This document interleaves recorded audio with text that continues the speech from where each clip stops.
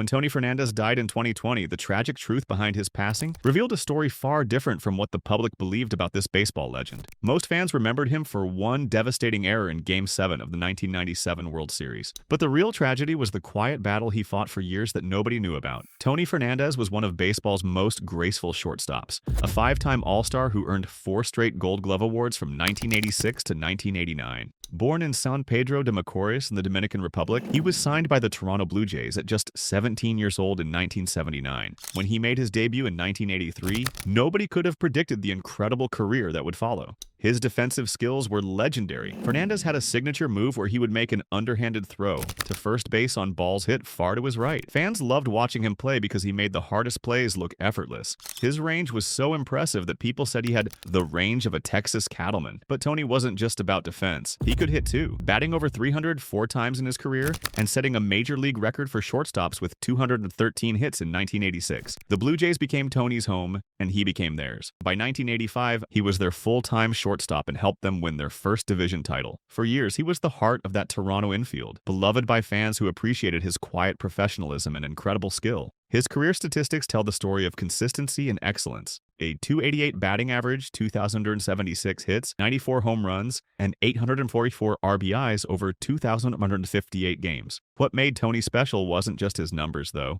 He played with a style that was both graceful and unconventional. His defensive artistry went beyond the typical shortstop fundamentals. He had an instinct for the game that allowed him to anticipate where the ball would go before it even left the bat. This natural ability, combined with his dedication to perfecting his craft, made him one of the most respected defensive players of his era. If you're enjoying learning about Tony's incredible story, make sure to subscribe and let us know in the comments what you think was his most impressive achievement on the field. Then came a trade that would change everything. Before the 1991 season, the Blue Jays traded Fernandez and star first baseman Fred McGriff to the San Diego Padres for Roberto Alomar and Joe Carter. This trade seemed to hurt Toronto at first, but it actually set up their championship runs. The players they got back would become the core of their back-to-back World Series teams in 1992 and 1993.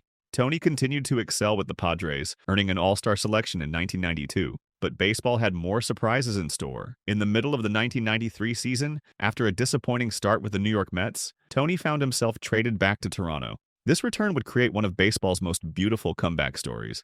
The 1993 World Series against the Philadelphia Phillies became Tony's shining moment. He batted .333 with a .423 on-base percentage and drove in 9 runs, setting a record for shortstops in the World Series. He had come full circle from being a cornerstone of the team's early success, being traded away to help build a championship team, and finally returning to be a key part of that very championship. It was like something out of a movie. During this championship run, Tony showed why he was so valuable beyond his statistics. His veteran leadership and clutch hitting provided the Blue Jays with exactly what they needed in pressure situations. The fact that he could return to a team he had helped build and immediately contribute to their ultimate success speaks to both his talent and his character. This World Series performance should have been the defining moment of his career, but fate had other plans. After winning the World Series, Tony's career took him to several more teams. He played for the Cincinnati Reds, New York Yankees, and Cleveland Indians. While with the Yankees in 1995, he accomplished the rare feat of hitting for the cycle, becoming one of only a few players to achieve this milestone. This achievement showed that even in the later stages of his career, Tony could still produce magical moments on the baseball field. Interestingly, when Tony got injured in 1996 and missed the entire season, his roster spot led to the major league debut of a young shortstop named Derek Jeter. This moment highlights how Tony's career quietly influenced baseball history in ways that most fans never realized. His injury opened the door for one of the greatest careers in Yankees history, showing how interconnected the sport really is. The 1997 season with Cleveland would become both Tony's greatest triumph and his most haunting moment. In Game 6 of the American League Championship Series against Baltimore, with the score tied 0-0 in the 11th inning, Tony hit a game-winning home run off Armando Benitez. It was his first postseason home run, and it sent the Indians to the World Series. When asked about the clutch hit, Tony didn't credit luck or destiny. Instead, he said, "I don't believe in destiny. I believe God put me in that game for a reason." This statement revealed the depth of Tony's faith and how it shaped his perspective on both success and failure. His belief that everything happened for a divine purpose would become crucial in how he handled what came next. The same faith that allowed him to see meaning in his triumph would help him cope with his most difficult moment. But then came Game 7 of the World Series against the Florida Marlins. Tony had already contributed to Cleveland's offense that night, hitting a 2-run single that accounted for all of their runs. With the score tied in the bottom of the 11th inning, a ground ball hit by Craig Counsell rolled under Tony's glove at second base. The error allowed Bobby Bonilla to reach base, and 3 batters later, Edgar Renteria hit a walk-off single to win the championship for the Marlins. That single error would haunt Tony's legacy in the public eye. Despite a career filled with Gold Gloves, All-Star appearances, and clutch performances, many fans would remember him primarily for that one mistake. But Tony handled it with incredible grace. He offered no excuses, simply saying he just missed the ball, and that he would have to live with it, but this too shall pass. This reaction revealed the true character of Tony Fernandez. He was a deeply religious man whose faith shaped every aspect of his life. After his playing career, he became an ordained minister and founded the Tony Fernandez Foundation to help underprivileged children become productive citizens. His quiet demeanor and strong Christian beliefs meant he often avoided the late-night activities that were common for team bonding. Unfortunately, Tony's quiet nature was often misunderstood. Because English was his second language and he avoided the typical revelry of professional athletes,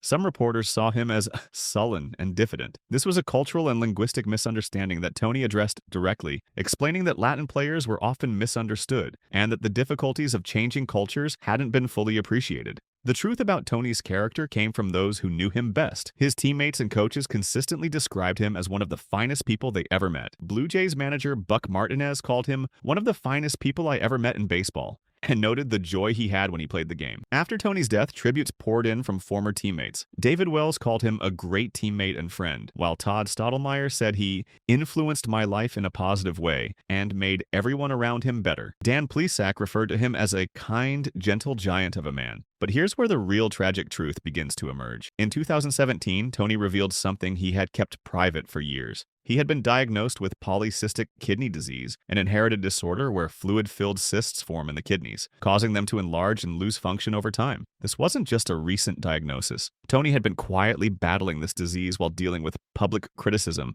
about his career-defining error. The disease progressed slowly but steadily. Tony had been on a waiting list for a kidney transplant and had been undergoing dialysis for many years. While fans debated his legacy and that one mistake in 1997, Tony was fighting for his life in private. He never complained or sought sympathy. He just continued his charitable work and maintained his dignity. In early 2020, Tony's health took a critical turn. He was hospitalized in Florida where he suffered a stroke and developed pneumonia.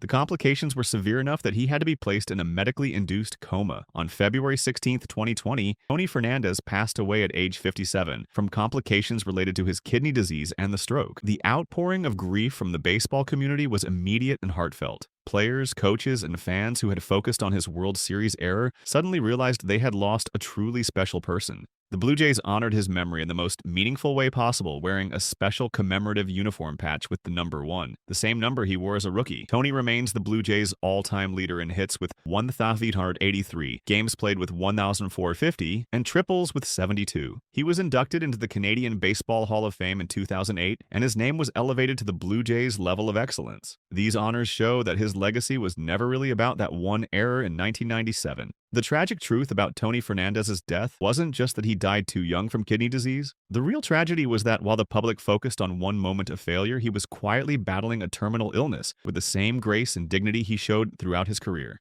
He never used his health struggles as an excuse or sought pity. He just lived his faith and helped others until the very end. Tony's story teaches us that our public perception of athletes often misses the complete picture. Here was a man who transcended baseball through his character, faith, and generosity. His legacy isn't defined by one error in a World Series game, but by a lifetime of excellence, humility, and service to others. Subscribe to hear more stories about the real people behind baseball's biggest moments. And let us know in the comments what you think was the most impressive part of Tony Fernandez's incredible journey, both on and off the field.